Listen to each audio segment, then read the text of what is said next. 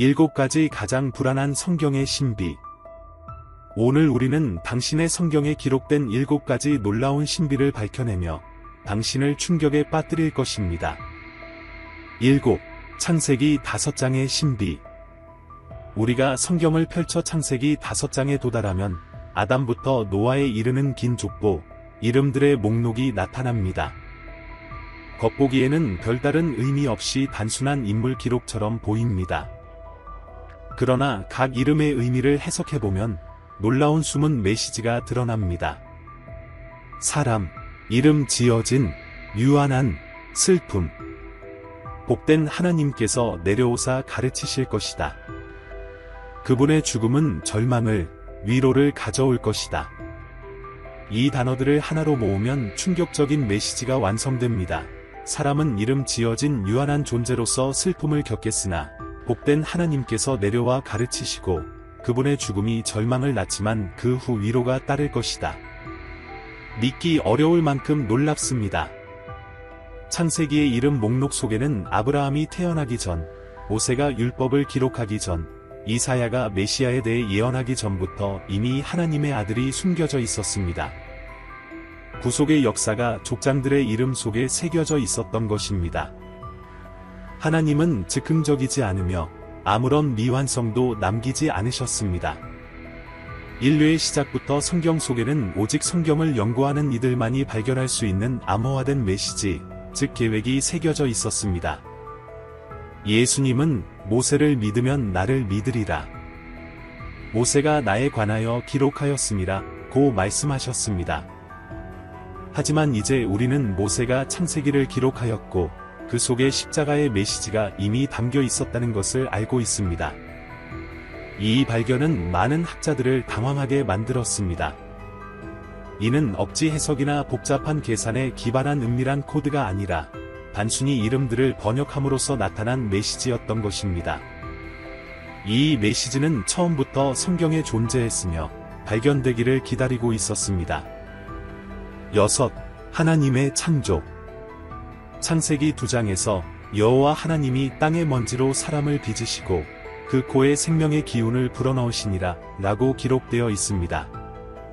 우리 모두는 하나님께서 사람을 땅의 먼지로 만드셨다는 사실을 알고 있으며 처음에는 이 설명이 상징적으로 보일 수 있습니다. 그러나 과학적인 관점에서 바라보면 놀라운 사실이 드러납니다. 인간의 몸을 이루는 화학 원소들은 땅 속의 먼지와 똑같은 원소들입니다. 실제로 인간의 주요 화학 원소인 탄소, 수소, 산소, 질소는 모두 땅의 먼지에 존재하는 원소들과 동일합니다. 이는 도스리터적으로 인간이 땅과 같은 물질로 구성되어 있음을 의미하며 수천 년 전 성경이 말한 내용을 현대 과학이 확인해준 셈입니다. 더 깊은 의미가 존재하는 것은 인간 창조에 있어서 DNA입니다. DNA는 각 생명체의 유전 정보를 담고 있는 분자로 4가지 염기로 이루어져 있으며 이들이 특정한 수열을 형성하여 각 개인의 특성을 결정합니다. 흥미로운 점은 히브리어에서는 문자들도 숫자를 의미한다는 사실입니다. 만약 DNA의 수열을 히브리어에 적용해본다면 한 단어가 드러납니다. 바로 히브리어로 기록된 하나님의 이름입니다. 생명의 코드에 창조주의 이름이 새겨져 있다는 것은 단순한 우연일까요? 어찌 그리 정확한 우연이 있을 수 있겠습니까? 그리고 가장 중요한 것은 이것이 우리 몸에 하나님의 서명이 있다는 증거일까요? 그렇습니다. 인간 창조 때부터 하나님은 우리 깊은 곳에 자신의 서명을 남기셨습니다. 이는 단순한 완벽한 디자인을 넘어서 우리가 목적을 가지고 창조되었음을 증명하는 인장입니다. 우리는 우리를 창조한 분의 흔적을 몸에 새기고 있습니다. 시편 139편에 주께서 내 내장을 지으셨으니 어머니의 태에서 나를 만드셨나이다. 내가 놀랍고 기묘하게 지음 받았음이라 라고 기록된 것과 일맥상통합니다. 더욱 깊은 사실은 성경에서 생명의 상징인 피 속에 존재하는 근본 분자인 라미닌입니다. 라미닌 없이는 세포들이 결속할 수 없고 몸의 구조도 유지되지 않아 생명이 지속될 수 없습니다. 과학자들이 라미닌을 현미경으로 들여다보았을 때 그 모양이 십자가를 닮아 있다는 놀라운 사실을 발견했습니다. 예수님은 나는 길이요 진리요 생명이니 라고 말씀하셨습니다. 구원의 상징인 십자가가 바로 우리 피의 구조에 새겨져 있는 것입니다. 처음부터 하나님은 우리를 땅의 먼지로 빚으시고 생명을 불어넣으셨으며 죄로 인해 하나님과 분리된 우리를 다시 피로 사신 것입니다. 우리의 DNA는 그분의 이름을, 우리의 피는 그분의 희생을 담고 있습니다. 우리는 우연이 아니라 하나님의 창조물이자 그분의 서명이 남은 존재입니다. 5. 이사야 53장의 숨은 코드. 이사야 53장은 성경 전체에서 가장 충격적인 예언 중 하나로 메시아의 고난, 거부, 희생, 그리고 인류를 위한 헌신을 놀라울 정도로 정확하게 묘사하고 있습니다. 그러나 이 본문은 예수님보다 700년 전에 쓰여졌음에도 눈에 띄지 않는 또 다른 요소, 즉 히브리어로 된 숨은 코드가 존재합니다. 예언은 메시아가 우리의 반역으로 인하여 상처받고 우리의 죄악으로 인하여 분쇄될 것이며 우리의 평화를 위한 징벌이 그에게 임할 것이라고 말합니다. 고대 랍비들이 이러한 해석을 피하려 했지만 사실은 부인할 수 없습니다. 이사야 53장은 그리스도의 십자가 형상을 정확하게 묘사한 것입니다. 그러나 더 깊이 들여다보면 단순히 읽는 것에 그치지 않고 원문 히브리어에서 직접 글자 수를 세어보면 53장을 49글자마다 계산했을 때 명확하고 직접적인 한 단어, 암호화된 서명이 드러납니다. 예수 내 이름, 히브리어, 예슈어 슈마이. 이는 단순한 해석이나 이론이 아니라 성경 본문에 각인된 수학적 패턴이며 하나님의 종의 고난을 묘사하는 장 안에 숨겨진 이름입니다. 어떻게 이런 일이 가능할까요? 그리스도보다 수세기 전에 기록된 본문에 어떻게 그의 이름이 암호화되어 있을 수 있습니까? 고대 필경사들은 텍스트를 임의로 조작하지 않았습니다. 히브리어는 굳건한 체계를 갖고 있으며 각 문자는 고유의 숫자 값과 의미를 지니고 있어 단순히 단어를 바꿀 수 없습니다. 그렇다면 왜 예수님의 이름이 500년 전에 이미 성경에 숨겨져 있었을까요? 그리고 왜 49라는 숫자를 세어야 할까요? 숫자 49는 7 곱하기 사인 7이며 성경에서 7은 하나님의 수로 여겨집니다. 마치 하나님께서 완벽한 패턴 안에 자신의 서명을 새겨두어 주의 깊게 연구하는 이들만이 그 메시지를 발견할 수 있도록 하신 것과 같습니다. 예수님 자신도 성경을 연구하라. 성경은 내게 대하여 증언하느니라 라고 말씀하셨습니다. 이사야 53장을 주의 깊게 들여다보면 그분의 이름이 글자 사이에 새겨져 있음을 알 수 있습니다.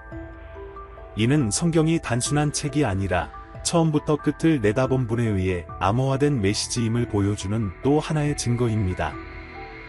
만약 예수님의 이름이 그의 탄생 700년 전 텍스트에 이미 숨겨져 있었다면 단순히 눈에 보이지 않는 몇 가지 신비만 더 존재하는 것일까요? 4개, 예루살렘의 저주. 예수님은 감람산에서 예루살렘 시내를 바라보시며 제자들이 유대인들에게 가장 성스러운 보배인 성전을 감탄하는 모습을 보셨습니다. 그들에게 이 장소는 영원하고 불멸하는 존재였으나 예수님께서 하신 말 한마디는 모든 일을 숨막히게 만들었습니다. 너희를 둘러싼 담장이 세워지고 포위당하며 사방에서 조여질 것이다. 너희는 땅에 무너뜨려져 돌 하나도 남지 않을 것이다. 이는 내가 내 방문의 때를 알지 못함이니라. 제자들은 침묵에 빠졌습니다. 어떻게 이렇게 위대한 건축물이 잔해로 전락할 수 있을까요? 예수님께서는 어떻게 그렇게 확신하실 수 있었을까요? 아무도 상상치 못했던 것은 40년 후 이 예언이 단어 하나하나 그대로 이루어질 것이라는 사실이었습니다. 예수님의 시대 예루살렘은 로마 제국의 통치하에 있었으며 유대인과 로마인 사이에는 끊임없는 긴장이 감돌고 있었고 많은 이들은 메시아가 그들을 압제해서 해방시켜 주리라 기대했습니다. 그러나 예수님은 정치혁명에 대한 예고가 아닌 다가올 심판에 대해 말씀하셨습니다. 그분은 예루살렘이 멸망하여 돌 하나도 남지 않을 것이라고 예언하셨습니다. 많은 이들에게 이는 상상할 수 없는 일이었습니다. 헤로데 성전은 당시 가장 웅장한 건축물 중 하나였으며 벽을 이루는 거대한 돌들은 일부 500톤이 넘는 것도 있었습니다. 상식적인 이들은 이런 위대한 건축물이 완전히 사라질 수 있다고는 생각하지 못했습니다. 그러나 예수님의 예언 40년 후 서기 70년 로마의 장군 티투스의 지휘 아래 예루살렘은 포위되었습니다. 잔인한 전쟁이 벌어졌고 굶주림과 절망이 도시를 휩쓸었습니다. 마침내 로마 군대는 성전에 불을 지르고 들어갔습니다. 불길이 너무나도 치열하여 성전의 금이 녹아 돌 틈새로 스며들 정도였습니다. 불이 꺼지자 금을 찾기 위해 로마 군인들은 돌 하나하나를 해체하며 약탈했습니다. 성전의 모든 돌은 마지막 한 조각까지도 해체되었습니다. 로마의 역사가들 타키투스와 플라비우스 요세푸스 같은 인물들이 이 사건들을 기록하였습니다. 이는 전설이 아니라 확실한 역사적 사실입니다. 예수님께서 하신 말씀이 단어 그대로 이루어진 것입니다. 세계, 여호수아 기록 속 잃어버린 하루.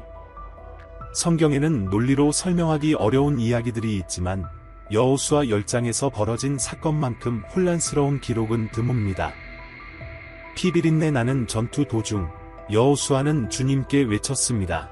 가바온에서 태양이 멈추고 아잘론 계곡에서 달이 서라. 그러자 태양은 멈추었고 달도 사람들에게 복수할 때까지 멈춰 섰습니다. 이 본문은 현대 과학으로는 설명할 수 없는 사건, 즉 태양과 달이 하늘에서 멈췄다는 불가능한 현상을 묘사합니다. 시간마저 멈춘 것처럼 보였으며 이로 인해 이스라엘 백성은 전투를 마무리할 수 있었습니다. 많은 이들은 이를 단순한 신화나 은유, 혹은 상징적인 이야기로 치부해왔습니다. 그러나 1897년 한 과학자는 소름 끼치는 사실을 발견했다고 주장했습니다.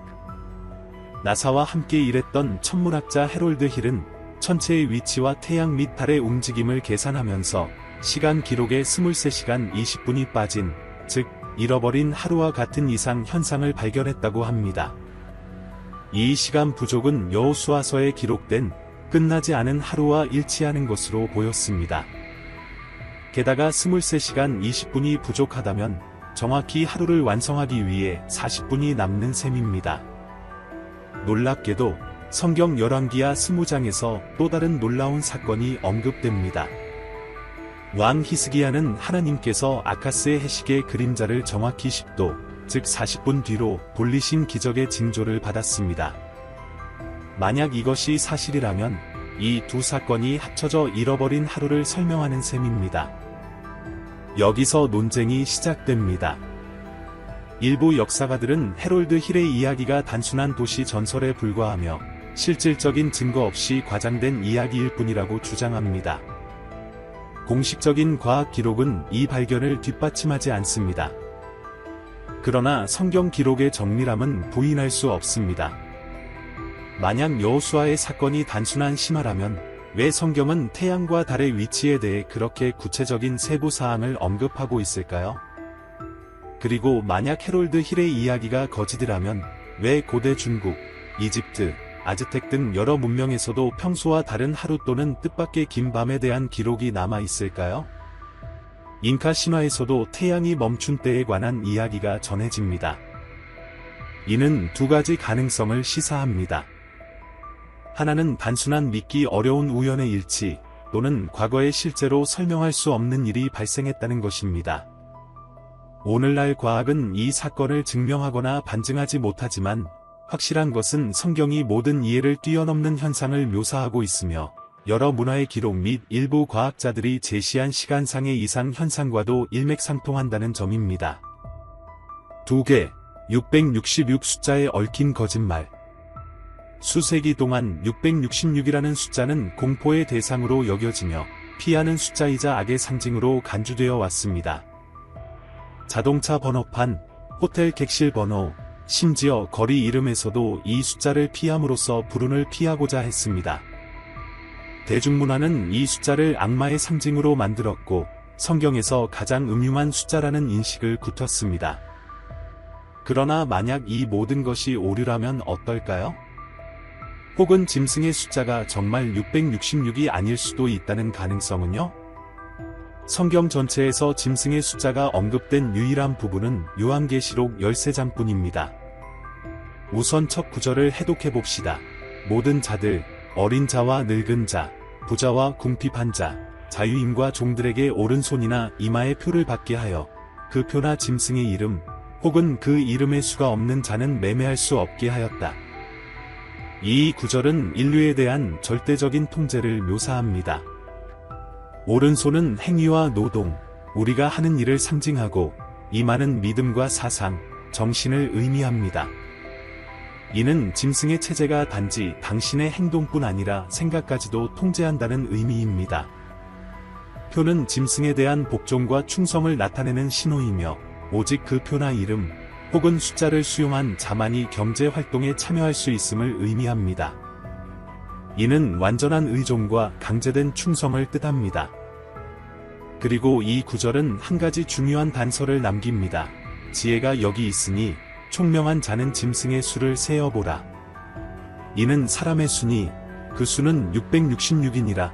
이 구절은 역사를 바꾼 말씀으로 666이라는 숫자를 통해 분별력을 촉구합니다. 그러나 이 숫자는 거짓입니다. 짐승의 숫자는 666이 아니며 진정한 악의 숫자를 입증할 명백한 증거가 있습니다. 1999년 고고학적 발견으로 인해 학계는 큰 충격에 빠졌습니다. 가장 오래된 요한계시록 사본인 파피루스 115는 666 대신 616이라고 기록하고 있습니다. 이 파피루스는 이집트 옥시리노스에서 발견되었으며 요한계시록 본문이 기록된 가장 오래된 사본입니다. 그 사본 속에서는 짐승의 숫자가 우리가 알고 있던 것과 다르게 나타납니다. 이 오류나 조작은 초기 몇 세기의 필경사들이 사본을 복사하면서 짐승의 숫자를 수정한 결과일 수 있습니다. 왜 그랬을까요? 가장 널리 받아들여지는 이론은 당시 기독교인들을 잔인하게 박해했던 로마의 황제 네로를 암시하기 위함이었다는 것입니다. 히브리어 게마트리아, 문자의 숫자 값을 부여하는 체계에서 네로 카이사르라는 이름은 666이라는 수를 합산하게 됩니다. 황제 네로는 로마 제국에서 기독교인들을 박해한 것으로 유명합니다. 가장 잔인한 박해는 서기 64년 로마 대화제 이후에 일어났습니다. 그 대화제는 로마 시의 상당 부분을 불태워 많은 고통과 파괴를 가져왔습니다. 비록 대화제의 정확한 원인은 명확하지 않으나 네로가 자신의 궁전을 위한 부지를 마련하기 위해 고의로 불을 질렀다는 소문도 있었습니다. 자신의 결백을 주장하기 위해 네로는 기독교인들에게 책임을 돌렸습니다. 당시 소수였고 기이한 관행으로 로마인들에게 기피되던 기독교인들은 희생양으로 선택되었습니다. 로마 역사가 타키투스와 플라비우스 요세푸스 등은 네로가 기독교인들을 어떻게 잔혹하게 고문하고 처형하였는지 기록했습니다. 기독교인들은 대규모로 체포되어 잔인한 고문과 처형을 당했습니다. 일부는 동물 가죽에 쌓여 개들에게 잡아먹히기도 하고 다른 이들은 십자가형에 처해지거나 밤의 조명으로 쓰이도록 불태워졌습니다. 이 박해는 초기 기독교 공동체의 집단 기억에 깊은 상처를 남겼으며 이후 기독교 문헌에서는 네로가 종종 적그리스도 또는 극악무도한 인물과 연관지어 기억되었습니다. 이 때문에 어떤 필경사가 616을 666으로 바꾸어 네로를 적그리스도와 연결지으려 했을 가능성이 큽니다. 그렇다면 왜 이 오류가 이후 성경 번역본에 정정되지 않았을까요? 가장 오래된 사본에서는 일부 필경사들이 666을, 다른 이들은 616을 사용하였는데 이는 짐승을 어떻게 식별할 것인가에 따라 달랐습니다. 사실 성경에서 숫자 6은 인간, 불완전함, 연약함을 상징합니다. 하나님은 인간을 여섯째 날에 창조하셨으며 인간은 6일 동안 일하고 일곱째 날에 쉬었습니다. 여리고는 6일간 행진한 후 일곱째 날에 무너졌습니다. 따라서 666은 하나님을 인정하지 않는 인간의 자만과 세속적 권력의 지배를 극대화한 체제를 상징하는 숫자입니다. 시간이 지나면서 특히 2세기 교부 이레네우스가 후대 사본에 기반하여 666이 짐승의 숫자라고 주장한 이후 666은 널리 퍼지게 되었습니다. 그러나 이는 늦은 사본에 의존한 결과로 가장 오래된 사본들의 증거와는 차이가 있습니다. 이로 인해 수세기 동안 잘못된 믿음이 지속되어 오늘날까지 이어지고 있습니다. 하나, 다니엘의 예언적 시계. 바빌론 포로 시절 선지자 다니엘은 소름 끼치는 계시를 받았습니다. 주님께서는 인류 역사의 가장 중요한 사건들을 정밀하게 기록한 신성한 달력을 보여주셨습니다. 주님은 다니엘에게 미래를 예시하셨습니다.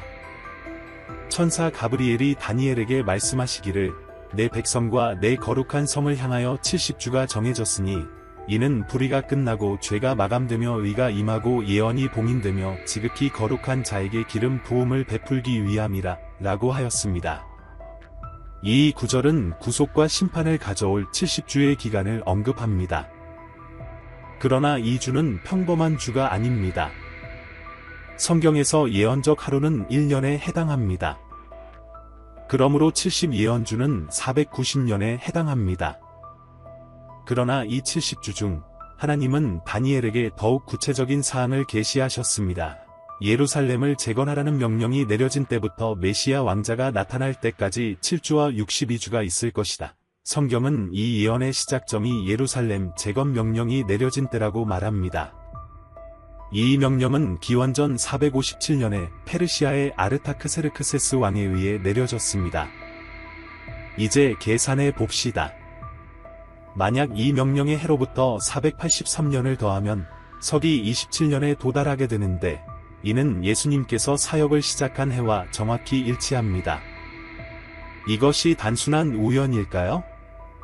수세기 전에 기록된 다니엘의 글이 메시아의 등장을 정확하게 예언했다는 것입니다. 예수님은 그 예언이 예고한 해에 정확히 사역을 시작하셨습니다. 더욱 충격적인 것은 이 예언이 예수님의 도래뿐만 아니라 그분의 죽음도 예언했다는 점입니다. 62주가 지난 후 메시아는 스스로가 아니여 다른 이의 손에 의해 생명이 끊길 것이다. 다니엘은 메시아가 마지막 주의 중간에 잘릴 것임을 보았습니다. 만약 마지막 주가 7년에 해당한다면 그 절반은 3년 반에 해당합니다. 예수님은 서기 27년에 사역을 시작하셨고 3년 반 후인 서기 31년에 역사상 가장 중대한 사건, 즉 십자가에 못 박히심이 일어났습니다. 그러나 다니엘의 예언은 아직 끝나지 않았습니다.